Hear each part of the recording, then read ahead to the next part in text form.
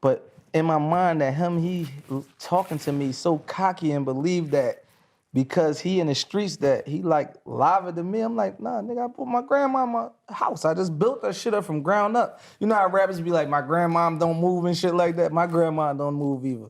We're gonna build the ground up. From the ground up, we're gonna put an elevator in this bitch, a rooftop, everything that she desire. That's what I think real.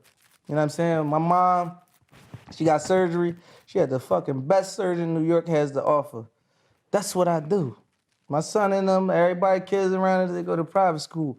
That's what I do. That's why I'm a real nigga. That's why I'm on some shit. No, that's why you're a real man. I Yeah. think we gotta start separating the But two. they call it real nigga. We call it real nigga. Yeah. Me too, myself. I'm guilty of it too. I'm not trying to like alienate people. This is my real. So he was talking to me like that. I'm looking at the phone. It's still a phone, but I'm like, you got some fucking audacity asking me what I do. Nigga, is you crazy? There was a point in your life But where in his mind, he believed that he in the streets, like he a liver human being. He means more to this world than me because he might have killed and sold some work. My shit is, I'm trying to, it's a disconnect. there was a point in your life where you wanted to prove that too, though, right? Yeah, definitely, because that's the way I was trained from a baby on up. I told you, mama taught you how to fight, but she taught you how to write.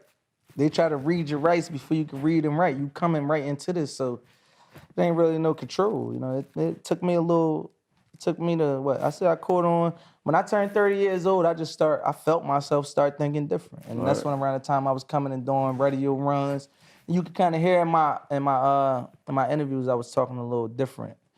I mean, it wasn't perfect. I'm not perfect. I could be an asshole sometimes in front of streets, in front of the hood. So everybody might not agree with my ways and my way of thinking.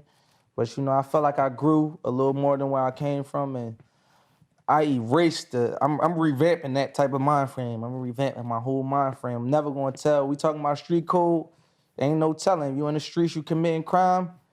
Don't go get snatch nobody out the house when they in there with their wife and kids, because they might have was born in the shit and was born in the crime and got to make a way and taking 2 years of risking their life and sacrificing their lives so their family can make it out of the ghetto. If you was doing bad and committing a crime, don't try to, when you get caught, don't go snatch that other person out the house with their family. And you don't know what their situation is. Stand up to that. That's just, I agree with that.